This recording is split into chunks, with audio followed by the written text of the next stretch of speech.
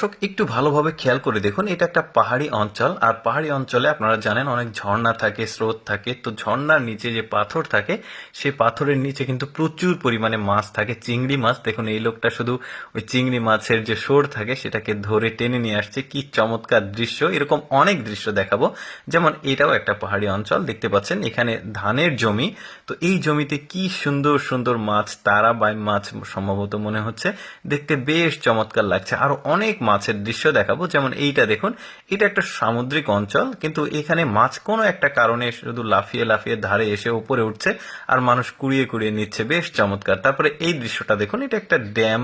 তো পানির স্রোত আসছে, তো স্রোতের সাথে প্রচুর পরিমাণে মাছ আসছে। আর এই লোকটা নেট লাগিয়েছে একটা লোহার এতে, আর ধরছে কিভাবে দেখুন, কিন্তু সব মাছ সে ধরতে পারছে না, সব মাছ চলে যাচ্ছে। এরপরে দেখুন মাছের একটা অদ্ভুত দৃশ্য দেখায় আপনাদেরকে। এই দিক দিয়ে সম্ভবত বন্যার পানি উঠেছে, আর স্রোত একদিক থেকে আর রাস্তার আরেক পাশে যাচ্ছে, আর মাছগুলো লাফিয়ে লাফিয়ে দেখুন কিভাবে রাস্তার উপরে উঠছে। দৃশ্যটা বেশ চমৎকার।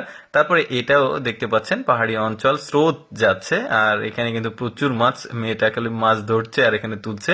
তারপরে এটা গ্রামে যারা বসবাস করেন আর কি, এই দৃশ্যটা দেখে অনেক কিছুই মনে পড়বে। দেখতে পাচ্ছেন গ্রামে কিন্তু এইভাবে খাল বিলে মাছ ধরার দৃশ্য দেখতে বেশ চমৎকার লাগে। কই মাছগুলো দারুণ লাগছে দেখতে।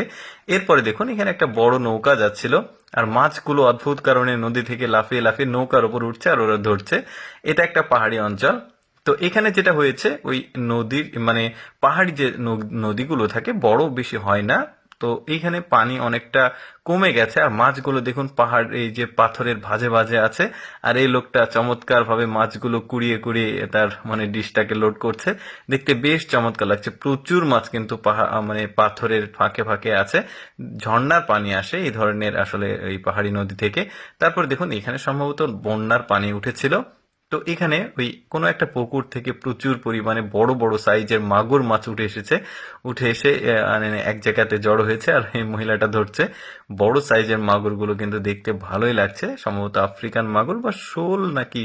তো যাই হোক, এরপরে এই বুদ্ধিটা দেখুন, ছাতার মতো একটা মানে খাঁচা তৈরি করেছে, আর এখানে সম্ভবত খাবার দেওয়া ছিল এটার মধ্যে। পানিতে রাখার পর দেখুন কত ছোট ছোট মাছ উঠেছে, পুঁটি মাছ সম্ভবত, দেখতে ভালো লাগছে।